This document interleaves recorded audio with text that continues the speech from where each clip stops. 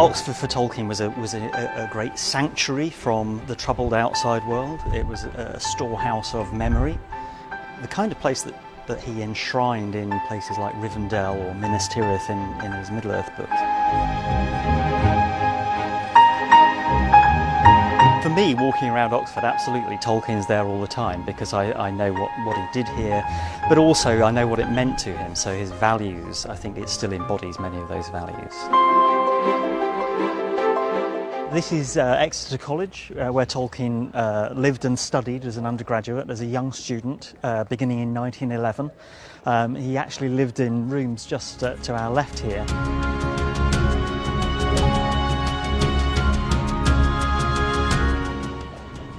Hello, Chet, what are you doing down there?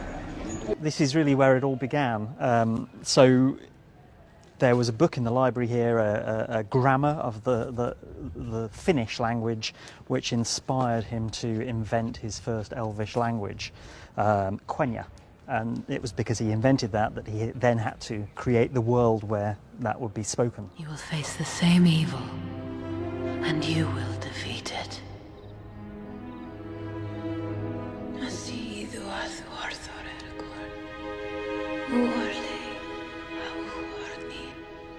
His life in Oxford, yes, it involved giving lectures, overseeing people's theses, their postgraduate studies, spending time with his family. So he had 4 children, 3 sons and 1 daughter. As a teacher, as a professor, of course he had a vast amount of work to do. It enriched his work because his study of Beowulf, for example, the Old English saga, epic poem, was something that continued to enrich his imagination. Tolkien had a talent for turning boredom into creativity because, I mean, like many of us, his mind would wander a bit.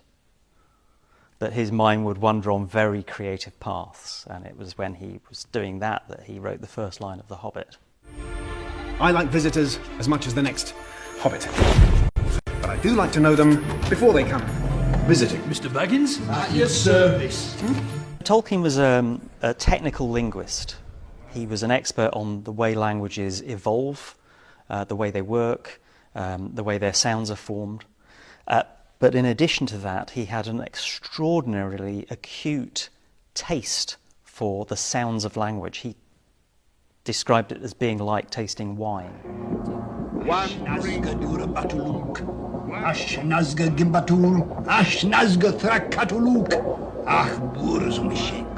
To rule them all, one ring to find them, one ring to bring them all, and in the darkness bind them, in the land of Mordor where the shadows lie. Do you know anything in Elvish, like a sentence or a word? Elen sila lumen omentielvo, which means a star shines on the hour of our meeting. And it's a conventional greeting among elves in Middle-earth. And Tolkien once said that he invented Middle-earth in order to have a place where that could be a greeting. Tolkien made his own world with elves, dwarves, orcs and different creatures. Where do you think he got his inspiration from? I think Tolkien mostly got his inspiration from medieval literature, where you could find trolls. The word orc actually comes from the Old English poem Beowulf. But Tolkien filled these names and old ideas with ideas of his own, with some ideas from the things he read as a child, so Victorian writing, 19th century children's writing, but some of it also from real life. And by this I mean particularly the sense that monsters are terrifying, and that they require enormous courage and resilience to tackle and to battle. I think that came from the fact that Tolkien himself had been involved in war. He had been on the battlefield. He knew what fear was about.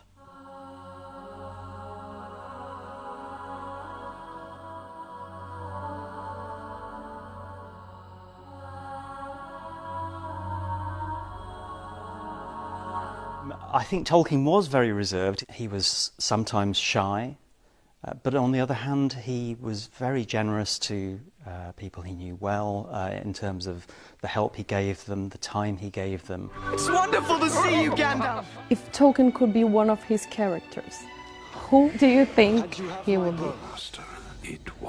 You could say that he was very Bilbo-like because he did like his food and he did like his colourful waistcoats and he loved to smoke his pipe. You could say, you know, with his wisdom and his vast understanding of many different sides of life, Gandalf. But Tolkien actually said, if I'm like any one of my characters, it's Faramir, a military officer in the nation of Gondor in Lord of the Rings. The Inklings fundamentally was a circle of people that revolved around C.S. Lewis and Tolkien, but I think C.S. Lewis was the main man.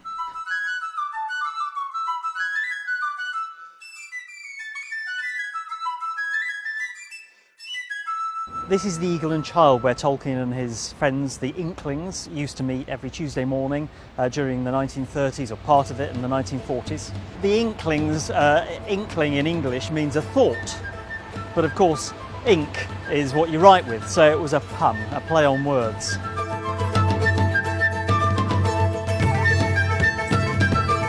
Tolkien wasn't just a words man, he thought in pictures. That's why his descriptions are so vivid. Tolkien was a very talented artist, painting, drawing, from very young. The Bodleian has some of his very early sketchbooks, and he illustrated The Hobbit.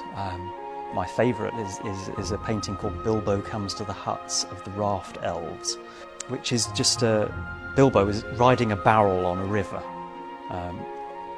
And the scene just opens out, this river, through the forest trees, and there's the sun coming up. It's just exquisite.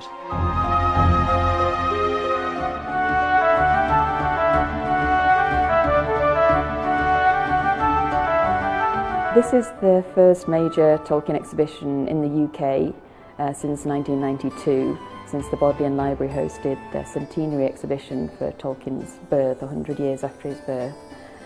So there's going to be over 220 items in this exhibition, and over a third of those items have never been published and will be new to the visitors, so there's so much material that people will not have seen before. What we're hoping to show is how Tolkien created Middle-earth, what influenced him. He was an academic who studied Old and Middle English, and we can see lovely pictures. So we can see all sorts of influences from his life, his private life and his academic life coming together and coming in to create this wonderful literary creation of Middle-earth. Tolkien was the arch creator. He was just a genius for building things that felt new and real and old at the same time, as if they'd been there forever. I think he's almost unique in that talent.